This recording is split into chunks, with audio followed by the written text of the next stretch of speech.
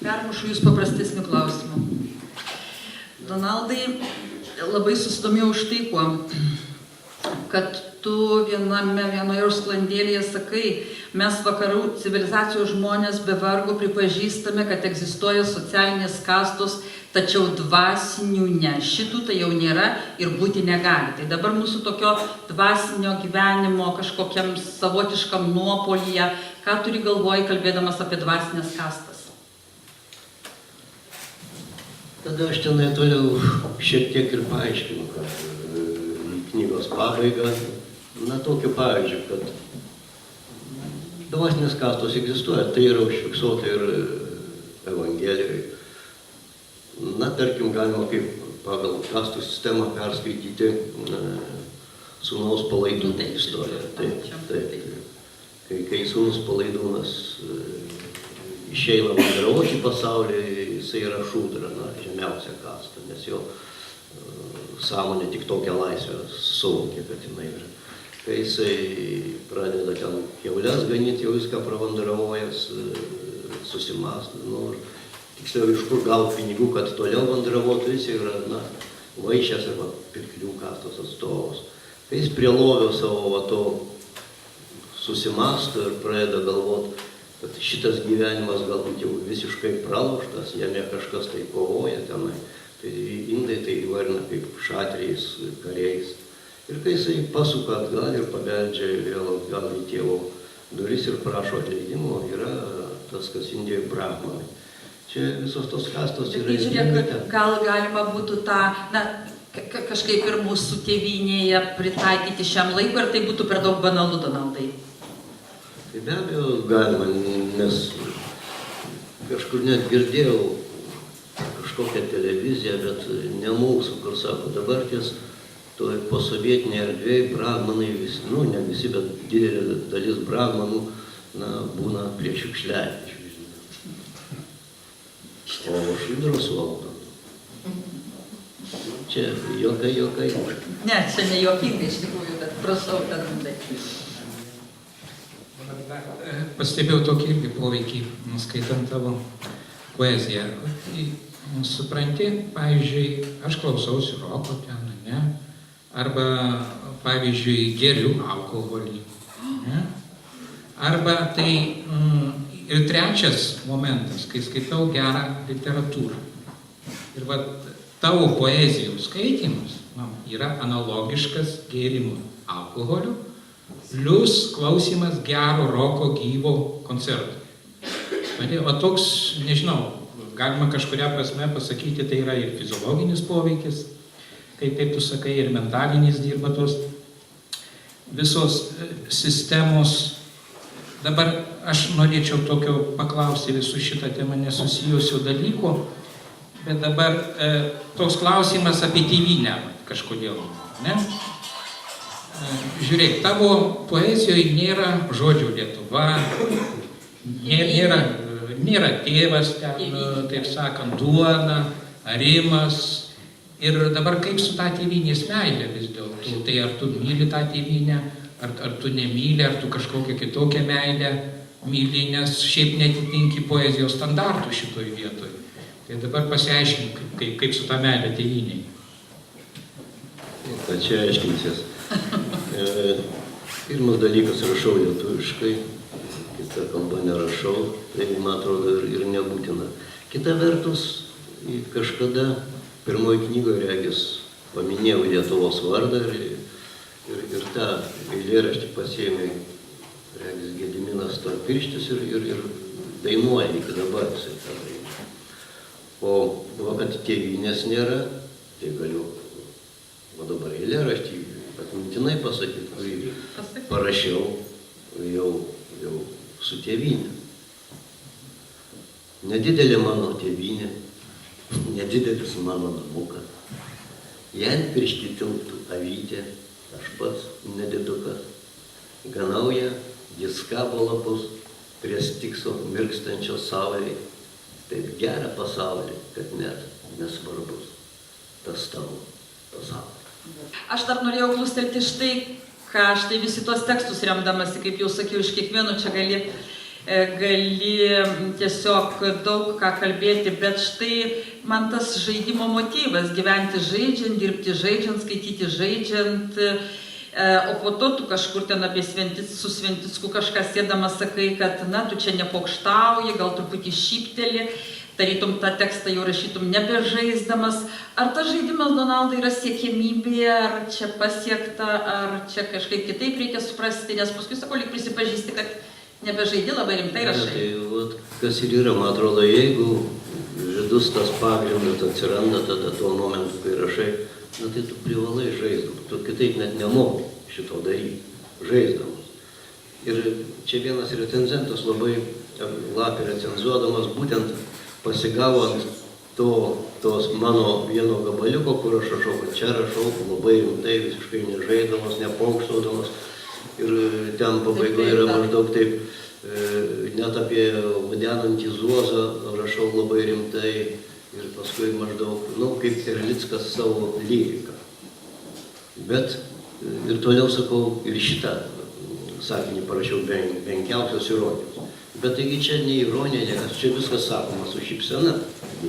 O tam žmogui pasirodė, kad iš tiesų čia Kajokas savo, kad jisai čia nepokštojo, o labai rimtai. Taigi jau tenai yra šioks toks pokštas. Paradoksas tekste, taip. Arba paradoksas, jo labiau, kad iki dabar manau ir kiti mano, kad Juozas Erlickas savo lyriką iš tiesų rašo labai rimtai. Mes tik tai kažkodėl iš jos juokėmės, bet jam tai rimtai yra. Lyrika, ne kitus dalykus, o jis labai lyriškų perliukų, sentimentalių, net tokie, kurie širdies griebė, jis labai rimtai tai rašo. Tai apie tą rimtumą, nerimtumą. Regis Rimvydas Stankevičius apibūdindamas kažkur tai Aido Marčėno sakinius ir mano lapę, taip juos sugretino ir man atrodo labai taikliai pastebėjo, kad Kajoką skaičiau nuolat šypsodamas, o Marčėną atvirai kvatodamas. Tai man atrodo čia vat, tas ir yra vat, pagautas, nes aš iš tiesų ten rašiau visą laiką su šypsena, bet, nu, kaip čia pasakyti, su ta šypsena neironiška, ne kokia tiesiog, na, natūrali žmogaus būsena yra. Jeigu jo vidus yra sustyguotas, tai yra šypsena. Tai suprantu, šypsena šiuo atveju su žaidimu tai yra kaip toksai sąjunga tokia ypatinga. Tai yra beveik tas pats. Tai tas pats beveik šiuo atveju. Edmundai, kelk paskutinį klausimą, užduok paskutinį klausimą, nes yra dar auditorija, nepamirškime. Aš klausimą gal tokias labai subjektyvią konstataciją pasakysiu. Negalima taip daryti, bet aš padarysiu. Aš manau, kad jis nelabai panašus iš savo fizinių galių į kažkokį vėliavnešį ar dar kažkokį karžygį, bet man subjektyva, mano nuomonė, Donaldas Kajokas šiuo metu yra Lietuvos poezijos vėliavnešys, išėjus Sigitui Gedai, Marcelijui Martinaičiui ir Justinui Marcinkevičiui. Tai va, su tuo aš ją asmeniškai sveikinu. Atėjo be vėliavos, tai prašau kitą kartą.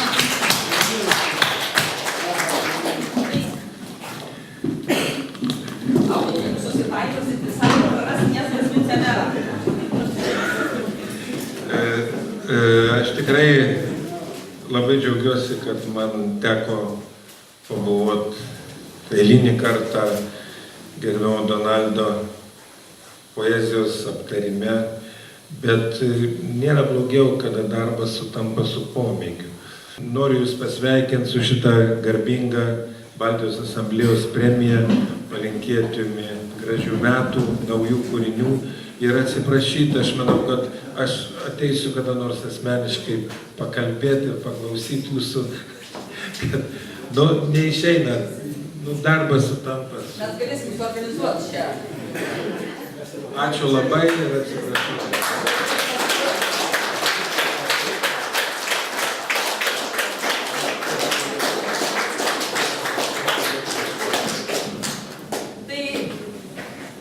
Donaldai, mes kviečiame tave paskaityti eilėraščių, nes pažadėjai. Gali čia jau atsistoti tada. Tai dabar jūs keletą eilėraščių iš dabar lyg ir rašomos knygos. Ta knyga turėtų vadintis apie vandenis, medžius ir vėjus. Kažkada su Aidu Marčėnu susiskambinom ir klausė, ką dabar darai. Sakau, rašau knygą, vadinsis apie vandenis, medžius ir vėjus, nes kažkur tai skaičiau Umberto Eko mintį, kad kritikas sulaukęs 50 metų jau neturėtų teisės kištis į dabartinę poeziją, į modernę poeziją, turėtų rašyti apie Viktorijos laikų, epochos poetus. Tai sakau, aš irgi rašau dabar apie vandenis, medžius ir vėjus, o ne apie kokias aistras ir panašiai. Įdomi buvo Aido reakcija, jisai sakė, apie Viktorijos Daujotytės epochos. Taip irgi visai. Tai aš dabar irgi paskaitysiu apie vandenis, medžius ir vėjus. Dilgė. Saulė, ražiena ir ši nežinomo vardo rusva dilgėliukė jau negelia, laikosi žodžių. Prisipažįstu, kaltas esu, vienišiavau, kol nepamokė vaji rudeniop vienišuoti. Kūrybinės krizės malonumai. Kai išėjau iš Nemuno, tai ir kūrybinį pakilimą patyriau ir kūrybinę krizę, tai čia apie krizę. Kūrybinės krizės malonumai. Keitės keliai ir peizažai, ir metų laikai, paskui jau ir tie nebe užstrigo. Ryte sušlamščiau kriaušės minkštimą, apkvaitusią bitę radau prie graužtuko, tinginiauja, kaip ir aš, geltondryžiai. Ir abu lygiai taip nuoširdžiai, be atodairos, tiesiai į centrą, kaip kadaise zvimbėme. Epigrafas rašomai knygai. Ne, turbūt jau ne, jaunystėj skaitytas ir suskaitytas mano Radauskai, ne apie kepėjus, ne apie siuvėjus, apie vandenis, medžius ir vėjus.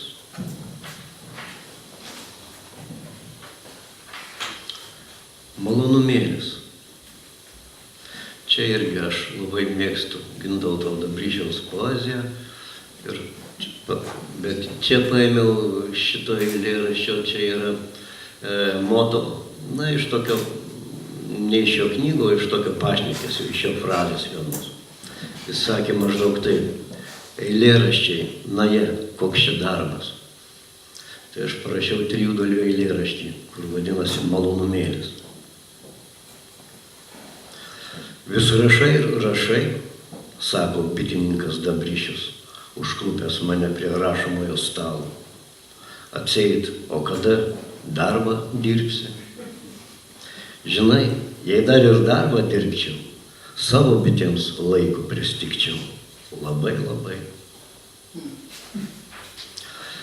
Vis dirbi ir dirbi, sako žmona, pravėrusi mano kambario duris. Atseit, o kadagi ilsėsies? Žinai, jeigu dar ir ilsėčiaus, ir jėgų ne vien laiko pristikčiau. Labai, labai.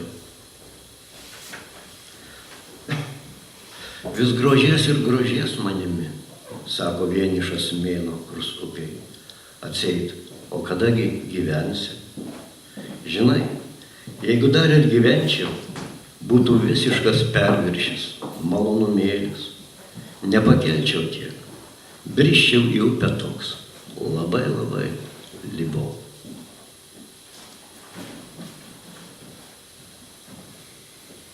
Dar viena. Tai tik miražas, kad miražas yra tik miražas. Ką ten prie rytmečio šulinio prausė lyg pusės, pilvą, krūtinę ir kaklą, o ypač ausis, kad Dievas geriau kiek girdėtų, miglą ir sraigę ir brėkšmą, ir dumbliną sapną, ir lydžios spalvos saulės žvyną suskirdusio molio šalikeliai. Katinai, negi tave, šitaip naiviai, net vaikiškai, be pasisau prunkščiojantį, tikrą aušrojančio slėnio Saliamono kumeliuką. Dieve, Dieve, užstok mane nuo Dievo, prie šulinio, lygi šiol tuščiame kelyje į Damaską, kur tobula, va, kai akys atšvinta, akimirksnį regis ir tai, kas tobulai netobula. Dėl ta. Šit ir pavargo kelias, kuriuo ėjau, atsiliko prie virvančių viržių. Sakytum, angis susivijo į vingį, o šiauriau kiek lygutėlė delta, tyki, graži, tuo grožiu, kuris niekados nesibaigia, ne, kai jokių, mudviem jau perviršis būtų. Svetim šalis. Drumstas ledokšnį Reino pakrantėje. Man visai nesvarbu, nei kodėl tu, nei kas tu, bet vis tiek tave suprantu. Tik tai kalbos tavo nemoku, o ir užsienio beveik jokios nemoku. Žinai, man ir savos tos vienintelės sykiais per daug. Na ir dar tada vieną iš atminties, kurį paprastai ir pasilaikau pabaigai. Ir jis vadinasi apie mano literatūrinės pasakėlės. Bet bendrai, kad neužmiršim, gal reiktų atsiversti. Tai va. Apie mano literatūrinės pasakėlės. Mastos, mąstyk savo. Tingisi, tingėk savo. Skaudasi, skaudėk savo. Sningasi ir snik savo. Sekasi ir sek savo. Nes kvailiams, sako, sekasi.